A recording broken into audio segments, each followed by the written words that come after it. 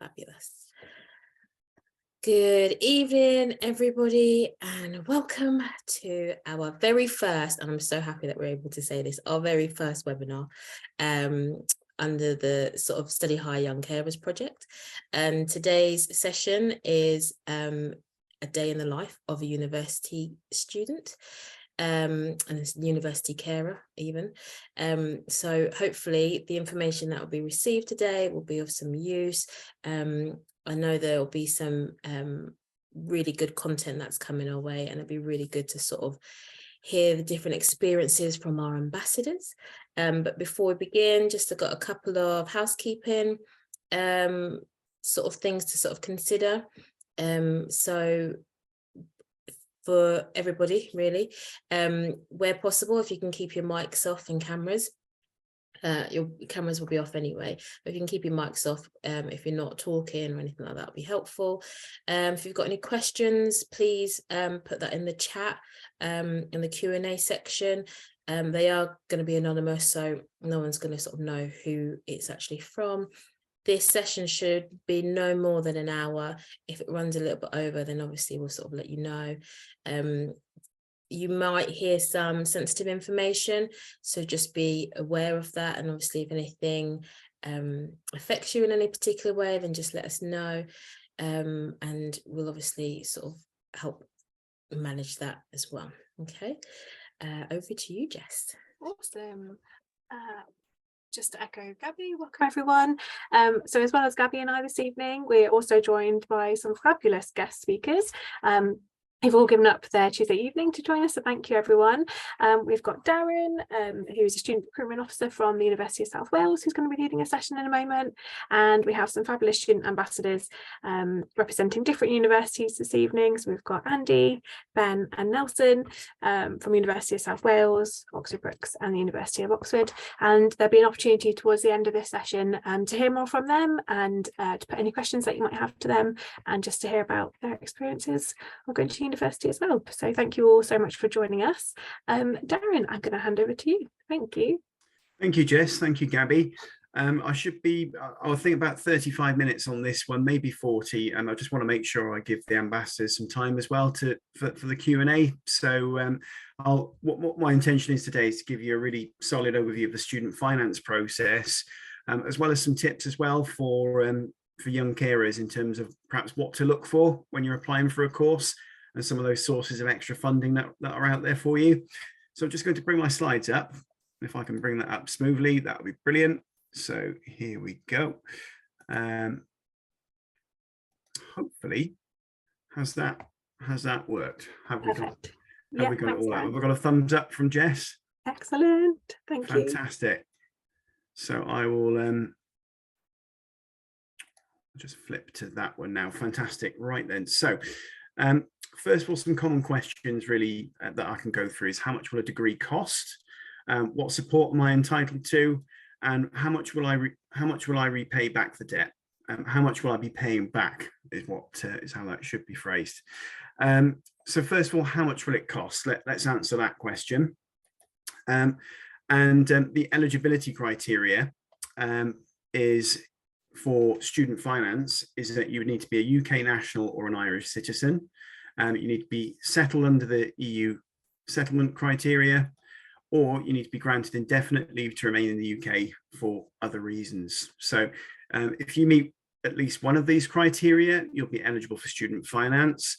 If there are any issues with that, or you feel you need some extra advice, what I would urge you to do is go and speak to your careers team at your school or college, because they will have a plan for you and they will have the answers.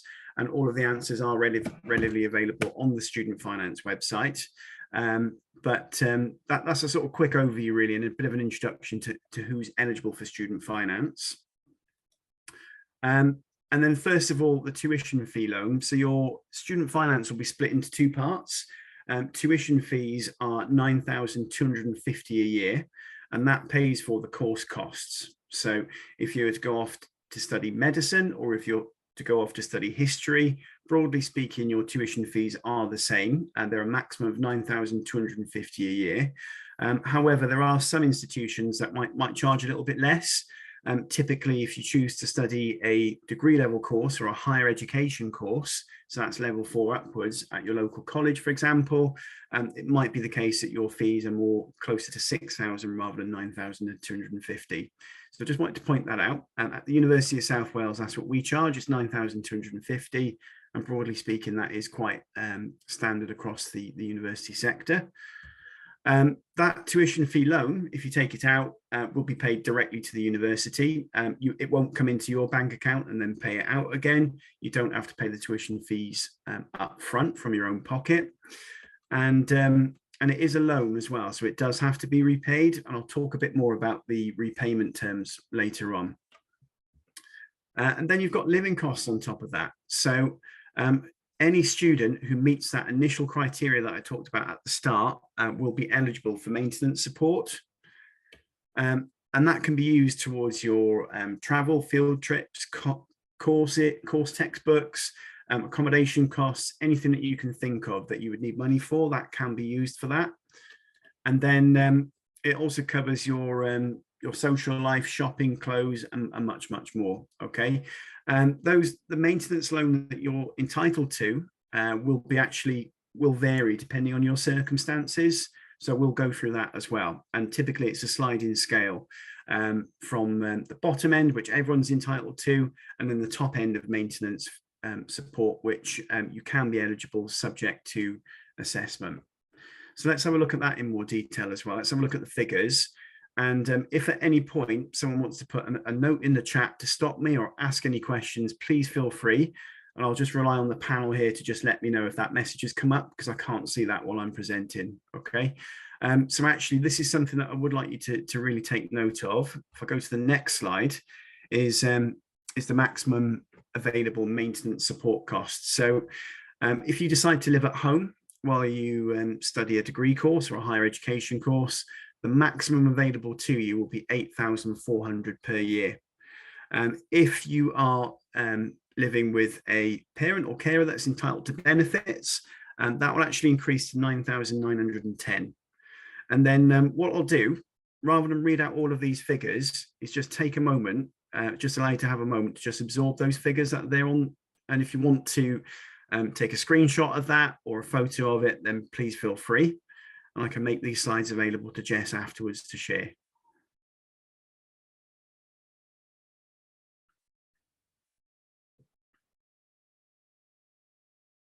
So if you've had a moment to just look at those figures, I'll just explain what's in the left-hand column. So if you live within, if you actually move away, anywhere within the UK, the maximum available is 9,978. In London, that's 13,000, just over. And if you decide to live or study abroad as part of the course, then it's 11,427. And you can see on the right-hand column, those figures actually increase if you're living with someone that's entitled to benefits. Okay, and these are figures for students that start in September this year. Typically, the figures that will be available for students who start next year tend to be published around about February, March time. So, and of course, with inflation, they are subject to increase as well. But that gives you an idea of what the students who are going off to study this year are entitled to. And then how much you can actually borrow for your maintenance support is also dependent on your household income. So household income is the total amount an applicant's family earns each year before tax and national insurance. And it's usually the income of the applicant's parents or partner if they're married. And if an applicant's parents are divorced or separated, the household income of the parent that they reside with is the one that's considered. So questions that I've had in this regard are, mum earns X amount and dad earns X amount, and whose income should I base this on? Should I base it on the lower income in order to get more finance? My answer would tend to be base it on the income level of the household in which you live. Okay, so that's what the student finance company would say. And the household income is based on the previous tax year. So if, for example, your parents, carers, whoever it is that you were living with, were earning much, much more the previous year than what they are this year, the student loans company can actually take that into account, and there is a form that you can fill in to notify them. So if household income has significantly dropped, don't just make sure that you're not that you're not receiving under what you're entitled to. I think that would be my advice there. And applicants in some cases can apply for independent status if their circumstances meet some criteria. So for example, if you have lived away from your parents for quite some time, or if you are considered estranged from your parents or carers, there is actually a process that you can go through for that in order to be assessed on your circumstances rather than that of your parents or carers. So that's just also worth pointing out as well. There's quite a lot to student finance, and actually you'll find that there's also a lot of sources of support and advice out there as well. So if you're ever unsure, go and see your careers team at your school or college and open up that dialogue, and they can perhaps go and find out for you. And it's also available on resources such as Save the Student as well. It's usually just a Google search away if you're ever stuck.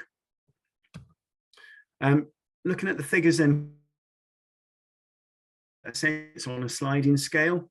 So the less the household income is, the more that you're entitled to, would be the general rule of thumb here. So if we have a look at the figures there, and again, I'm just going to pause for a moment for you to just absorb that. And again, feel free to take a photo of that. And again, I'll be sending the slides to Jess afterwards to circulate.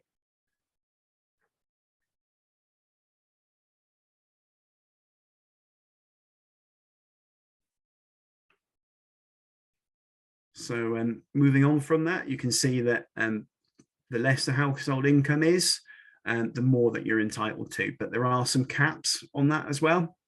So when we get to 45,000, for example, actually it's quite easy for that figure to be achieved in some cases if there are multiple incomes. Obviously 45,000, if we do the basic maths on that, all it takes to meet that threshold is two people earning £22,500 each, okay? And of course, away from home outside London, you're entitled to more. And then you also get a London living allowance as well, which means that you'd be entitled to yet more.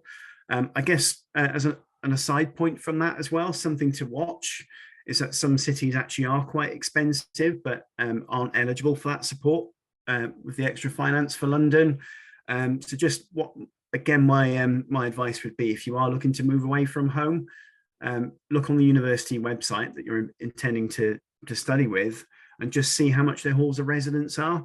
Because actually, if you are planning to live in an expensive city, but perhaps your student finance won't cover it, that might be a factor to consider as part of your calculations in terms of where you decide to study. If I move on to the next slide, and what's important to point out here is that when we get to a household income of £60,000, the amount is actually capped then if you decide to live at home in terms of what you receive. That amount is capped at 3,698. So as soon as a household income gets to that 60,000 threshold, it doesn't matter then if it's 100,000 or if it's 200,000, what the household income is, 3,698 is the maximum that you'll get. And then when we get to 65,000, the threshold then is capped in terms of what you'll receive if you move away, and that's capped at 4,651. And then when we get to away from home in London, when you get to over the 70,000 threshold, what you'll receive is capped at 6,485. So these are again some amounts to take note of, and they are available online as well. I'm just going to pause for a moment for you to have a look at that, and also to ask any questions in the chat.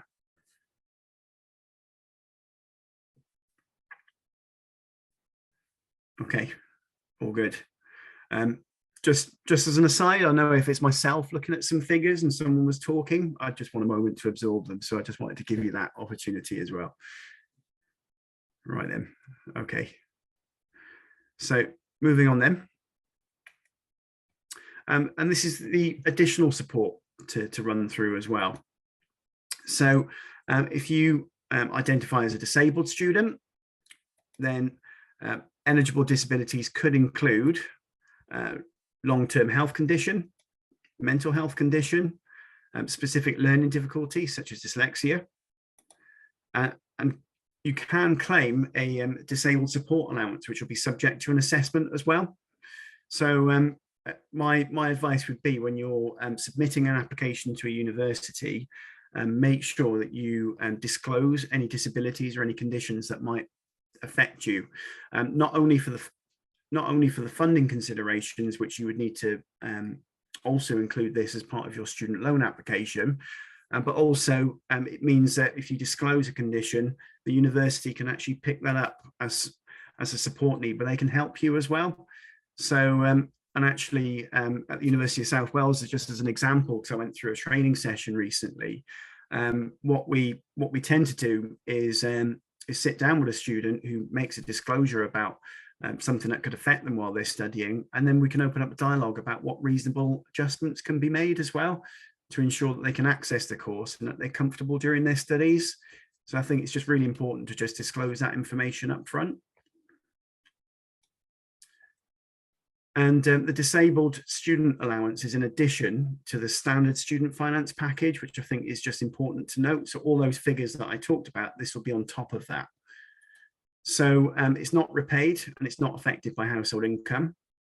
And actually you can receive up to £26,291 per year for day-to-day costs such as photocopying, specialist equipment, disability related software. And for example, if you need to have a support worker or a communication support worker working with you, for example, that's what the cost will cover. So you're not automatically entitled to that money. It has to go through an assessment process, and that money is awarded based on need. And of course, these are the figures for this year. Actually, that will most likely go up for next year as well, as it usually does due to inflation. So moving on then, also there are grants available for dependents. For example, if you have a child, there is a provision for childcare costs, and that is capped at a maximum of £188.90 a week for one child, or £323.85 for two or more children. And there's also a parent's learning allowance as well. So that's course related cost for students with dependent children. So the maximum amount for that is £1,915. And there's also an adult dependence grant, and it's normally for the student's partner or other adult that's financially dependent on the student. So thinking that through, if you are a young carer and there's someone financially dependent on you, depending on your circumstances, you may be able to apply for this support, and that will be in addition to the maintenance support that you'd be entitled to. Okay, and again, I would just urge you to just look into this and make sure if any of this feels like something that you would be entitled to, just to check it out and make sure you claim for it. I think it's really important. It doesn't just get awarded to you automatically. I think that's also worth noting. And then repaying your student loan. So I'm just going to pause for a moment and think about some of the figures that we've talked about. So typically a 3-year degree could cost you £9,250. If we times that by 3, that gives us £27,750. And then if we add on top a maintenance figure, perhaps of 80, let's call it 6,000 a year, and let's say we're into 18,000. If we add that to our 27,000, suddenly then we are looking at a sum in excess of 45,000. So I think it's just really important to just absorb that headline cost of £45,000 for a moment, and also think about the repayment terms on that, because the headline figure doesn't really reveal what the repayment costs are like. And actually, as part of my job, I go out to careers fairs, schools and colleges all the time, and feedback that I get is that I'm not going to university because it's too expensive. But actually, underneath all of that, what you pay back doesn't really seem to match what the headline costs are. And I'm actually going to explain this to you in a bit more depth. So first of all, I'm going to introduce you to Martin Lewis. Now, if I was in a classroom or if I was seeing you face to face, and there'd normally be a lot of nods to say, yes, Martin Lewis, I know who he is. So what I'm going to do is rely on my panel here, who I can see. So Nelson has started nodding straight away. And I can't see Ben, but Ben, have you heard of Martin Lewis? So Nelson or Ben, if you don't mind just chipping in, who is Martin Lewis? Would you mind just explaining for me? Basically the god of personal finance. He should be running the country. He has an understanding of personal finance and all the issues at play, whether it comes from energy bills through to mobile phones, through to broadband. He's a wealth of knowledge, and I'm a massive fanboy of Martin Lewis. But he's done quite. Nelson, yeah. You done fangirling? Are you done yet? Basically, well, yeah, but like he's paid significant money Stop to. Stop fangirling. Let me speak. Okay. Right, thanks, Nelson. That was better than what I could have hoped for as an explanation, and far better than what I could have done myself. So if we just give Ben a moment as well, because I know you're dying to chip in. He's not wrong. It's just he's better at explaining it in a way that's actually really easily understood. He has short, concise videos, and he can cover an entire topic in like that amount of time. And you come out at the end of it and you go, I actually understood that. So he's not quite a god, and I wouldn't say he runs the country, but he can explain really difficult topics really easily. So thank you, Ben and Nelson. So I guess what I wanted to sort of illustrate here is that we've got and I've actually got a quote from him up on the screen. He is a credible source. And my description of him tends to be the fact that he's a bit of a gob on a stick for financial matters. They'll just wheel him out and he'll just say exactly the right thing, and then he'll go off again and on to the next thing. But what he says is that too many are put off by the high price on tuition fees and the overall debt figure that they're left with, even though that bears little resemblance to what they actually repay. So it's this emphasis on that headline debt figure. And we looked at a figure there of about 45,000, which actually is quite intimidating, but then we need to sort of drill into the detail then of what you actually will pay. So let's do that. It's not what you borrow, but what you earn that counts, is what he said. So let's have a look at that. So student loan repayment then. Students begin to repay their student loan when they're earning over the £25,000 per year threshold. So you can earn up to that and not pay a penny back on your 46,000 debt, if we use that as an example. Students earning over the 25,000 threshold will begin repaying their loan the April after they graduate. So if you graduate typically in the summer, you're not going to pay back until April next year. And it's calculated monthly, and it's based on income, not how much has been borrowed.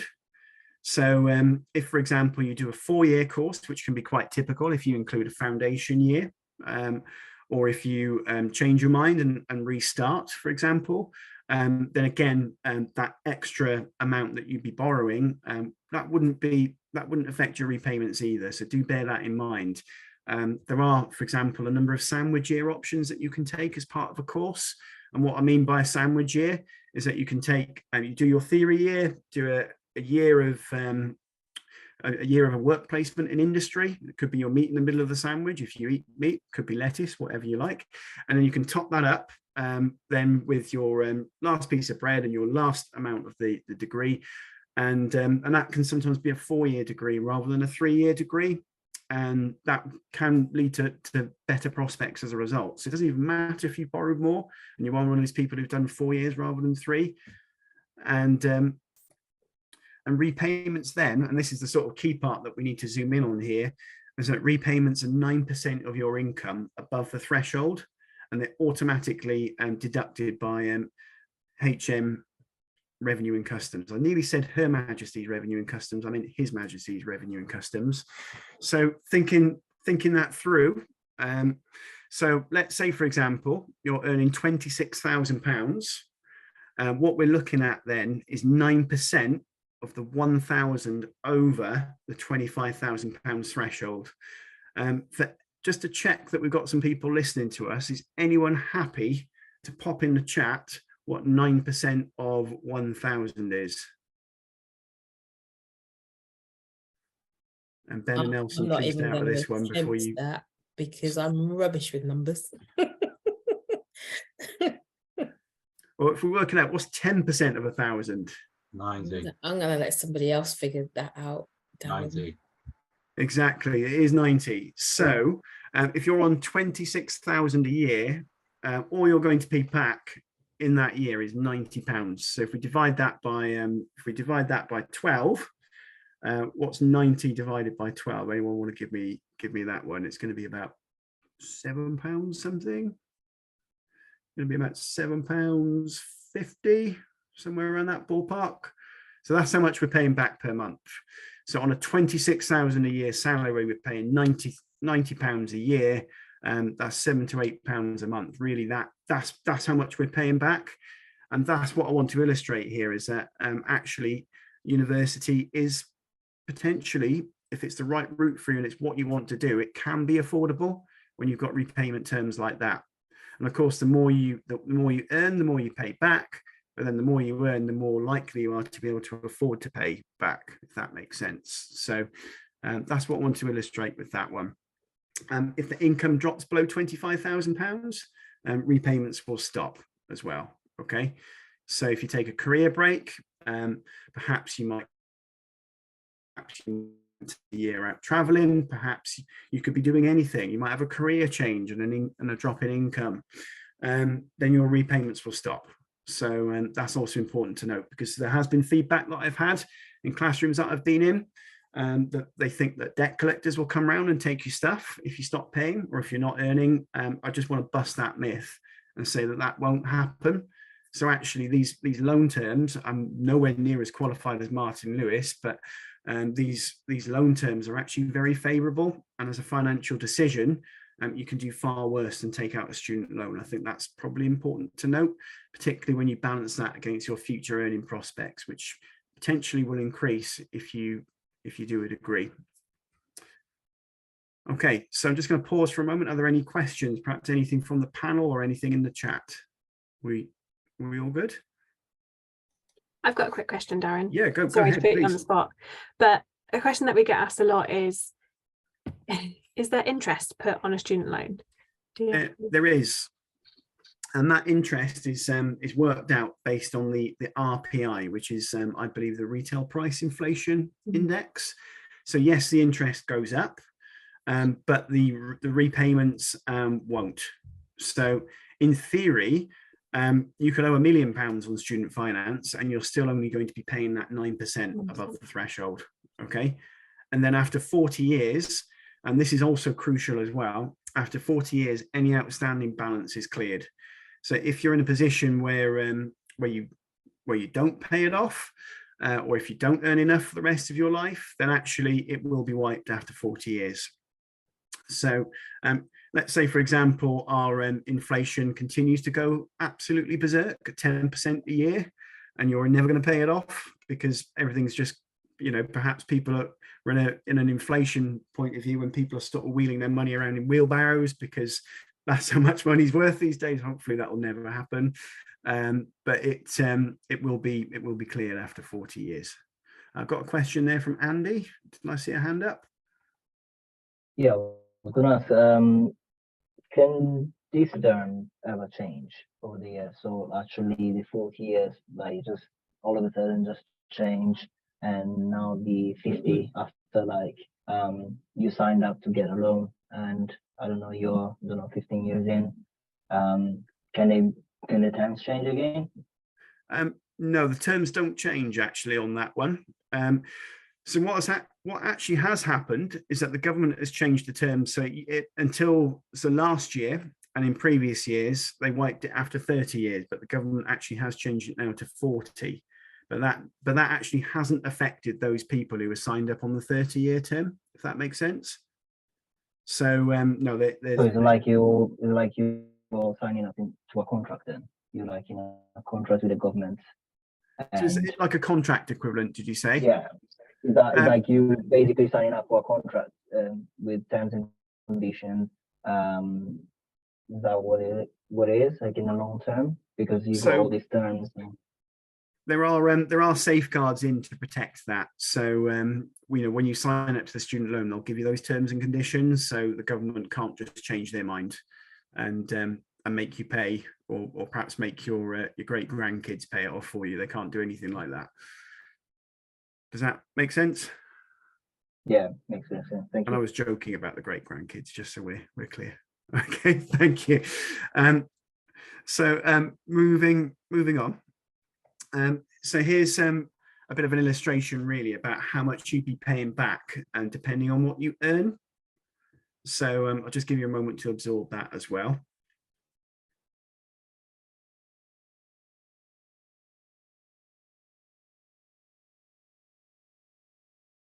So on a healthy salary of 35,000 a year, you'll be paying back 75 a month. And then on 50,000, you'll be paying back 187 pounds a month. But you'll be in a position then, hopefully, where you can afford that, and potentially your degree has unlocked the door to some careers, or helped you unlock that door to some careers which increase your earning potential.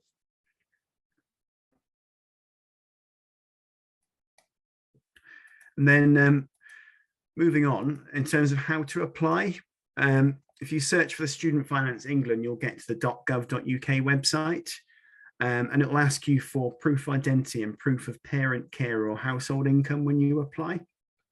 So actually, it will require their support really in order to go through that assessed application process.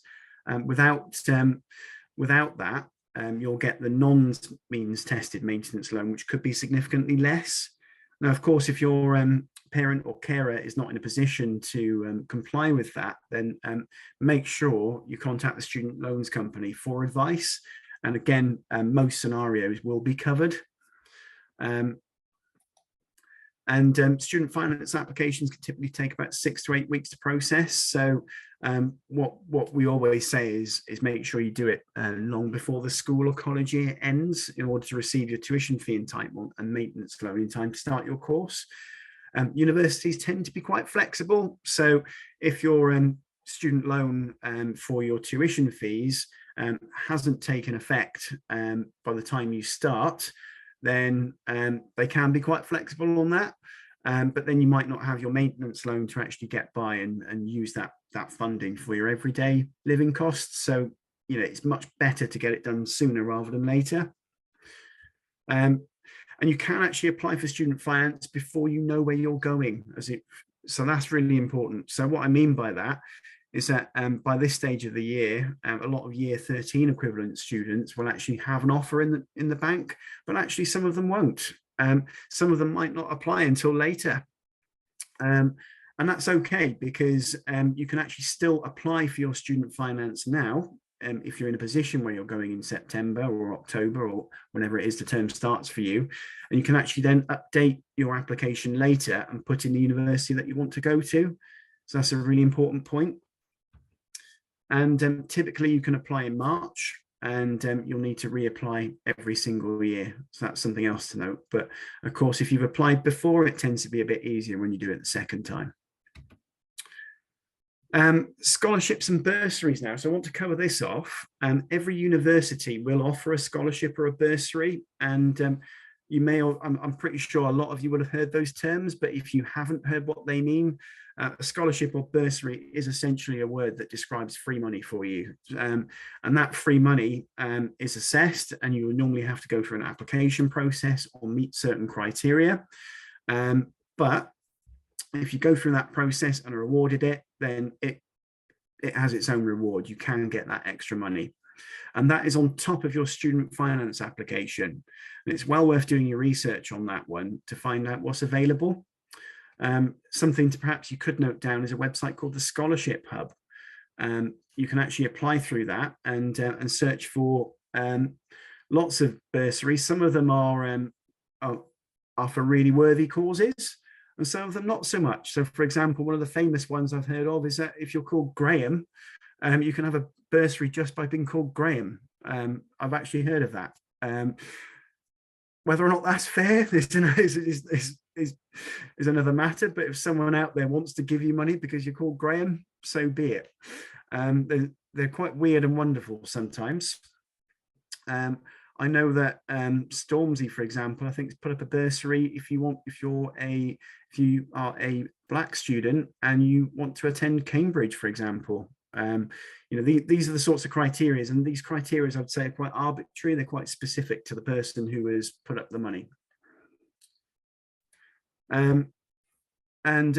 Also the NHS careers as well. So if you want to be a nurse, doctor, dentist, midwife, any of the above, if you want to work within the NHS, there's often a bursary that you can apply for as well, which in England is £5,000 with additional payments in some fields. So, for example, mental health nursing is a shortage subject, so that'll be on top of your student loan that you'd be entitled to for maintenance. There are also cost of living considerations that are on the website as well for .gov.uk. So with this one, they've actually got their own website there called Student Space, and that will list advice in terms of what you can do if you're experiencing financial hardship. I have read in the press recently that actually there's been an upturn in the numbers of students who are considering leaving their course for financial reasons, and actually that is actually quite hard to read, because university is meant to be accessible for anyone who's got the potential to want to study at that and the desire to want to study at that level. So actually leaving due to financial reasons, there are policies in place which is aiming to support that. Also, universities themselves will do their absolute best to keep you there and to support you as well. So you can apply for hardship loans and maintenance loans. I'm actually quite happy to admit that, well, first of all, I'm quite happy to admit there was quite a long time ago that I went to university. And secondly, on top of that, actually I did apply for a hardship loan in my third year, and it really helped tide me over between the end of my exams and when I could start working again to earn some money. These are important considerations. So I just wanted to signpost that there as the student space on the .gov.uk website. In addition to that, if I just give you a summary, and then I want to just give you a quick bit of advice in terms of what to do to actually look for extra support as well. So investigate scholarships and bursaries. Definitely do that. Put that on your list. You don't have to pay a penny back of anything that you borrow until you're earning 25,000 a year, and your remaining debt is wiped after 40 years. And typically the best time to apply is spring of the year that you're going to go. So if you're a year 12 student or year 12 equivalent student, you might decide that actually spring 2024 is the best time to apply. Okay. And then what I'll now do is I'm going to stop sharing, and I'm going to see if I can seamlessly bring up a web page. So let's see if I can do that.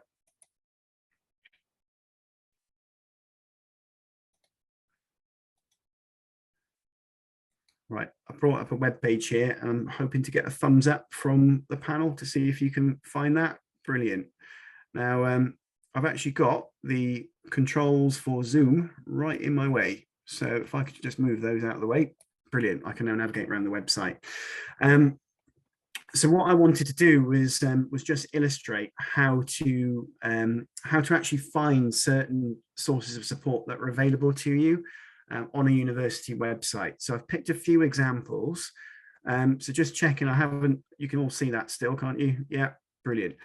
So I went onto the University of Bristol website, and I just popped in the search term widening, purely because there is an agenda about widening participation into university, or widening access as it's sometimes called. And universities will often have a whole web page dedicated to means of support, both financial and otherwise, to help you get in if you meet certain criteria. So if we look at this here, University of Bristol have got their own widening participation programs for their vet school, health sciences, social sciences and law. And they also offer things like summer schools as well. And if you attend a summer school, typically you can also get a bursary automatically as a result of that. It obviously depends on the university and what their scheme is. I know that's something that we offer at the University of South Wales. We're looking at a July date. We'll publish that soon. But if you attend our summer school, for example, we'll automatically give you about £500 or £600, which is free money on top of what you're eligible for. So just wanted to point that out. Most universities have got a widening participation policy, and it'd be well worth getting familiar with that at the university that you want to apply for. Another search term that I put into the UWE website, University of West of England in Bristol, I actually put in the search term up here, young carers. And when I did that and scrolled down, I've actually got the UWE Cares initiative. So actually UWE, as a university, have got their own scheme, which enables young carers to receive support. So you can actually go through and actually apply for a UWE Cares bursary and accommodation support. And again, this is a means of extra money that potentially you might be eligible for. And then the University of South Wales, which is obviously who I work for, and we've actually, again, I've put in that carers as a search term. And then if I look at our support for carers policy, we can actually give young carers £1,000 or £500 for a part-time course per year to those who act in the capacity as an unpaid carer. So these are just things that I wanted to point out that are, clearly very valuable, and I think it's also illustrative of the fact that universities really want to support students who are in this position as a carer, and also ensure that access to academia is something that is achievable. And the other thing that I would just like to mention on this topic is that as a young carer, you will have a range of skills, and also what I would like to perhaps loosely call soft skills, in terms of resilience, communication, organisation, a level of maturity, and a depth of understanding in certain areas, which actually on a personal statement as well can really stand out and perhaps demonstrate your character as well. And actually on a personal statement level, an admissions tutor reading your personal statement could really look at that positively, and that could be another influence in terms of getting you into the course that you want to do. So with all that said, I just want to flip back to my final slide and just give the panel a chance to go through their part as well. So I'm just going to see if I can do that. Just going to bring up my slides again.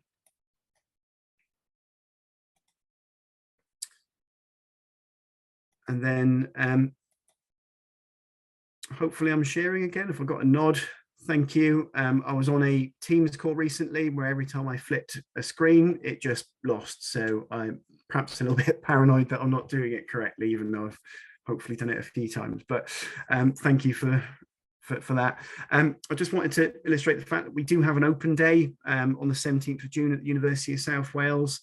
And also we've got a QR code if you did want to keep in touch with us with regards to any course information or anything at all that might help you with an application. If you'd like to stay in touch with us, please just scan that QR code, and what we'll do is send you some course specific information about things that might interest you. So if I can just give you a moment to do that, and also just open it up to any questions, and just to say thank you for listening as well. Amazing. Thank you so much, Darren. That was really, really helpful. And I think student finance is such a scary thing for lots of people, and you really helped break it down. So thank you so much. And great to see where you can look for additional support as well. That's really, really handy. Thank you.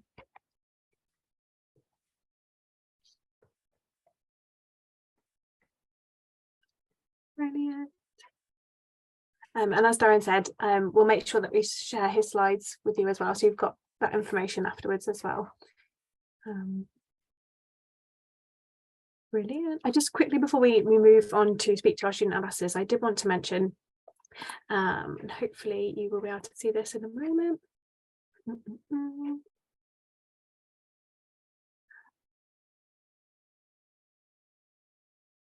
You can see this. Oh no. Hopefully you can see that bit. But as Darren mentioned, as part of the application, especially for your disabled students allowance, when you're looking for additional support, there's kind of a box that you can tick that allows the student finance company, but also the universities that you applied for, to kind of see that you're eligible for that kind of support. So just wanted to mention just quickly, and I know this isn't specifically about applying to university this session, but because it's a new thing and it's something that you can do quite simply on your UCAS form. UCAS is a service that you need to use to apply to university, and on there now they have a new tick box where you can mention that you're a young carer or you're someone with caring responsibilities, and that just flags to a university that you could be eligible for some of those bursaries that Darren mentioned, or you might be eligible for some support without having to actually speak to somebody straight away. So even before you've got to university, even before you've made your final decision, you can let universities know that you're a young carer, and they can get in touch to reach out and follow up with all the different kinds of support they've got available at uni as well. So just wanted to share that with you. That's fab, Jess. I didn't know that myself, actually. And we're just getting to that stage of the year where we're supporting students with the application process. And I hadn't seen that that's included as well. So that's fab. Brilliant. Brand new thing. It's been on the agenda for a long time. And finally for this cycle, it's finally here, which is great. So yeah, I just wanted to flag that to you as well. And if you have any questions for Darren or for the panel, please do pop them in the chat. I'm just going to change my slides. And when I do that,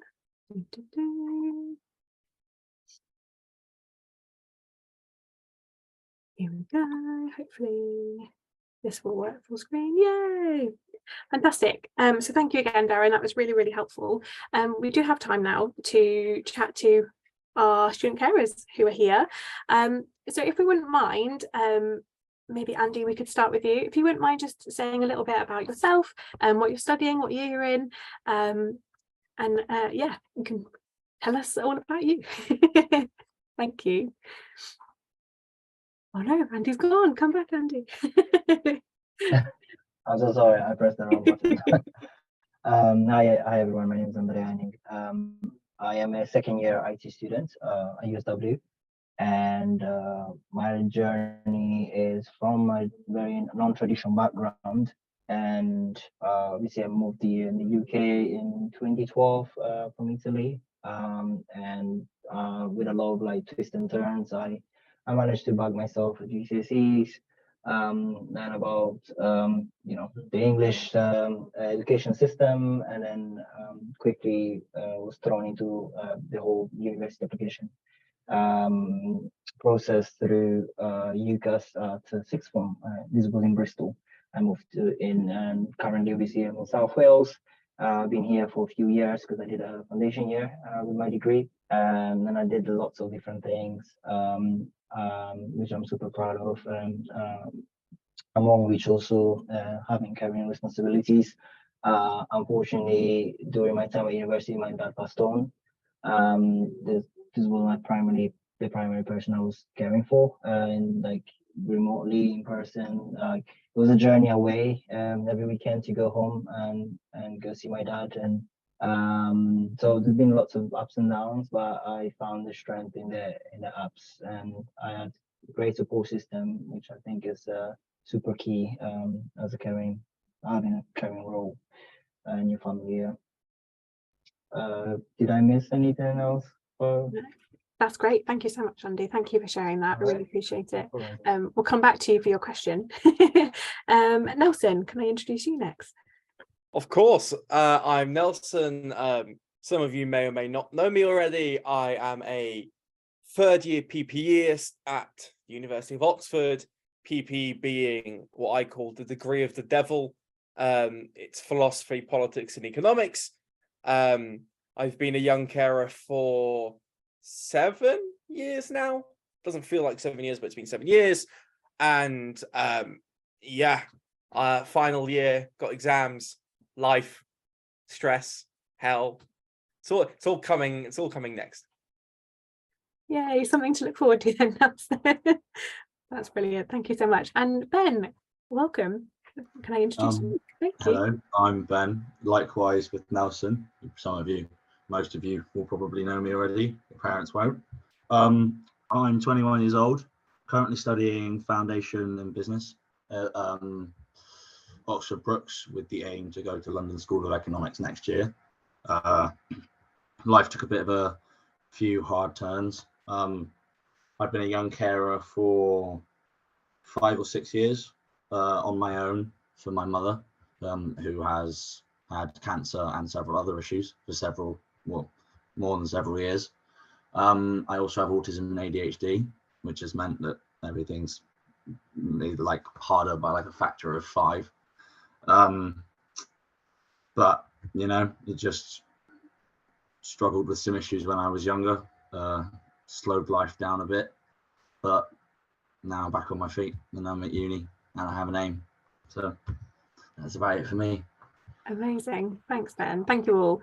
And I know it's sometimes it's difficult to talk about yourselves, but it's really, really useful to hear your experiences. So thank you. Andy, I'm going to come back to you if you don't mind. And I think you've chosen this question. So can I ask you, how do you balance university and your caring role? How has that been? How have you found that? Yeah, to answer that, I would say that looking after myself was like really important. Taking control of your time, like striking a good balance week by week, like mixing up your techniques and resources, not blurring the boundaries, like sort of starting with friends, exercising, eating healthy, starting in short bursts and taking breaks. These are all different. I know I said a lot in that, but that's just because you can't appreciate enough how much they go a long way, all these little things. I tried several different things because I'm also a bit neurodivergent. I found out during my time in university, so it was really hard to find something that worked for me. To just really find that balance, it was constantly trying to stay on top of my schedule while at the same time having self-compassion and not beating myself up if I failed to live up to my own expectation and putting pressure on myself. So yeah, tapped definitely into a lot of the university services, and it's amazing the amount of support I received from USW and their commitment to student well-being, the investment that's been poured out into that service. First response in especially it's getting a lot better. And I appreciate that because it helped me balance things with my studies, working as well as doing things like this and giving back as much as I can. Amazing. Thanks, Andy. So I guess a bit of both acknowledging like your own limits and what you need to do, like to put pressure on yourself, but also balance that, but also accessing support that was available at uni as well to help. Exactly. Taking breaks, yeah, real breaks. Brilliant. Thanks, Andy. Ben, would you mind sharing a little bit about, I guess, like being 21, you've kind of, I guess you might be classed as what's known as like a mature student going to university, even though 21 isn't very old. But I know typically lots of young people go to uni at like 18. Was that a decision that you made because of your circumstances at home, or was it something that you'd always kind of had in mind going to university? Never had it in mind.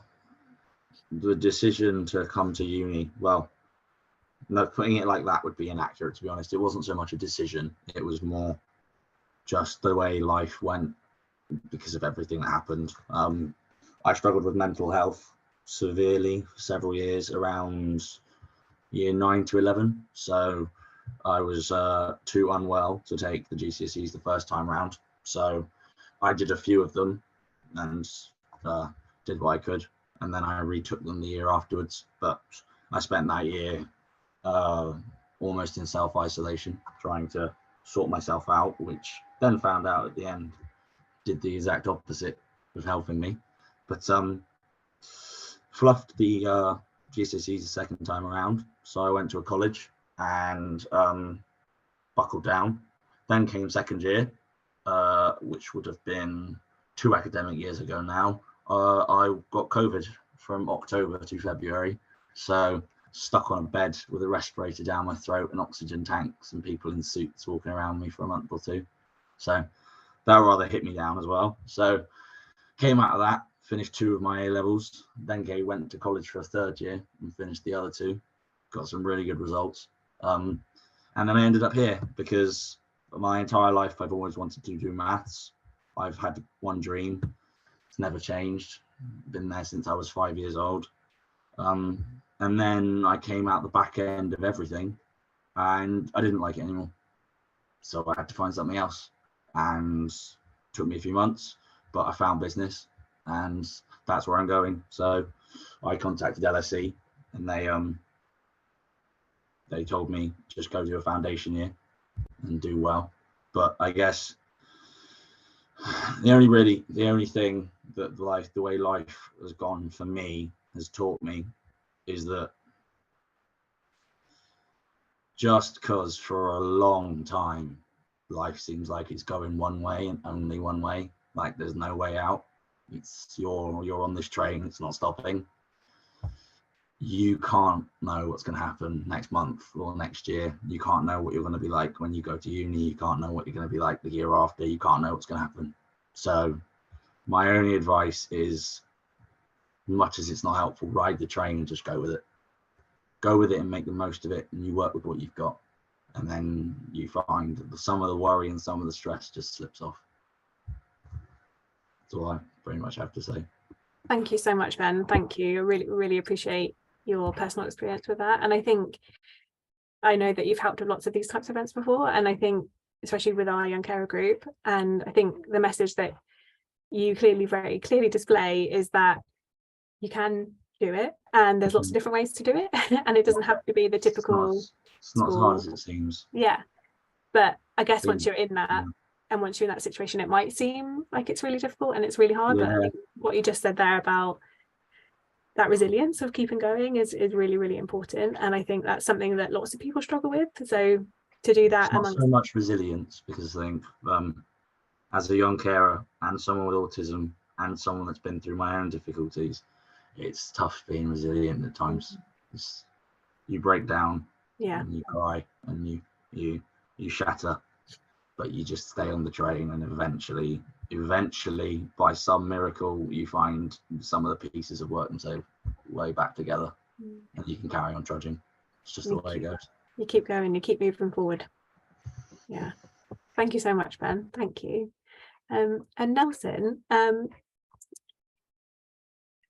I mean, you can pick another question if you like to talk about this one first, but I'm going to ask you what I know you're kind of coming to the end of your degree now and your university experience. Would you mind sharing a little bit about like what you've got planned for the future and what's next for you?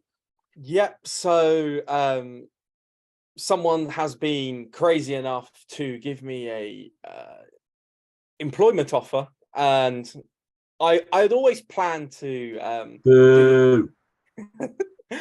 I'd always planned to do the typical university thing of selling my soul out for a year or two and going to some highfalutin job in the city, work 60-hour weeks, and just like basically build up a piggy bank to spend over the past few years. But in part due to my experience, and in part due to events such as these and the events that Study High always puts on, I found my calling in a different perspective. And no, it's not the Catholic Church, even though I am Catholic. It's university access. So I have an offer to become a university access officer, helping people apply to university and confront the barriers in life that they perceive might be there, and help them get a leg up. And it's getting particularly stressful now because it's making arrangements for the real world and paying tax and getting mortgages, and it's starting to get very paperwork heavy, and that's even before the exams. That's it. All the done waffling now?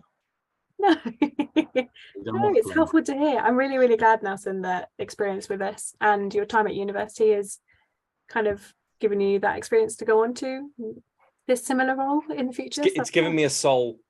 Yay, that's good, right? Well, depends who you ask. Brilliant. Thank you, Nelson. I'm conscious of time, so student ambassadors, if you have any last minute advice or your top tip that you kind of wish that you'd known, or you wish that you'd want somebody else to know, would you mind just sharing that if you have one? Sorry to put you on the spot. I don't mind who goes first. Nelly, you got any? Okay, the waffle's baking. Let the waffle bake. Getting there, it's getting there. I don't know.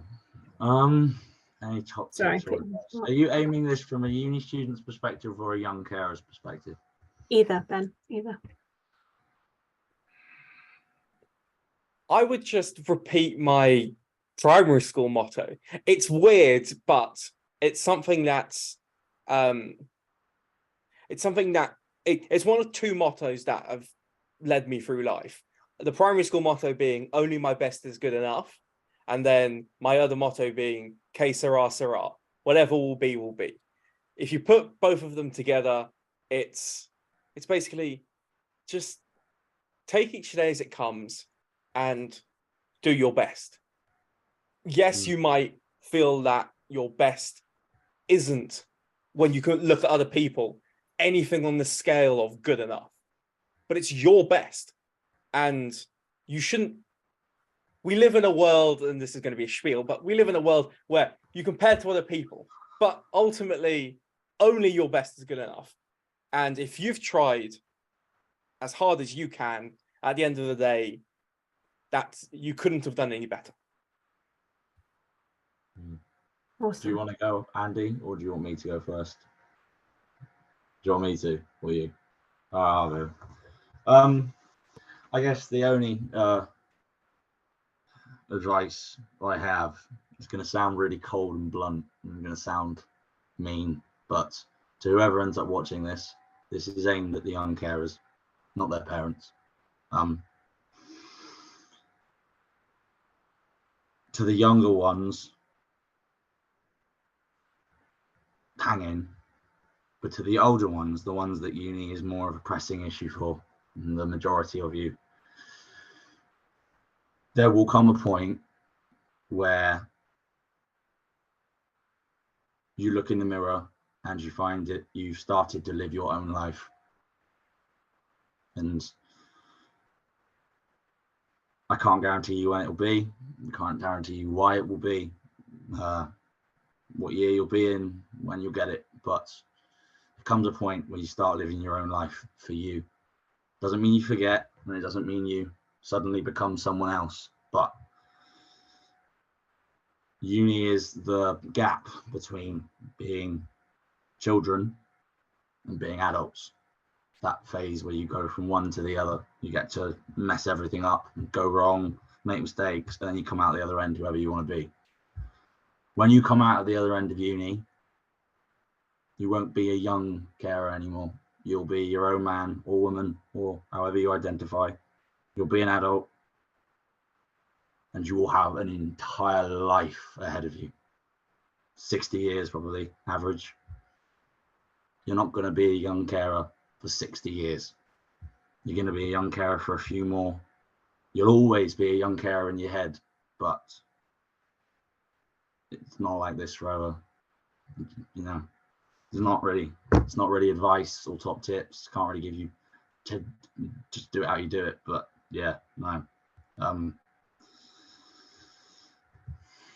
It gets better, I guess, is the only way I can put it. It does, well, I don't know. You become more free, I suppose, and it helps. Thanks, Ben and Nelson. Thank you. Then floor's yours, Andy. Sorry, I'll shut up. Andy, anything you'd like to add? Yeah, I won't add too much to that because I feel like they really done a lot of justice to it. I think I 100% agree with Ben that it does get better.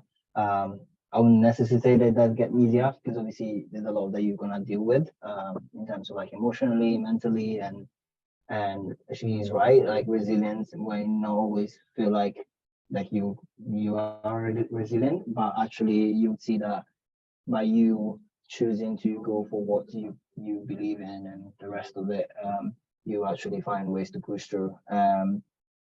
I would say something like that used to tell me all the time, that life is what you make it. So make the most of it.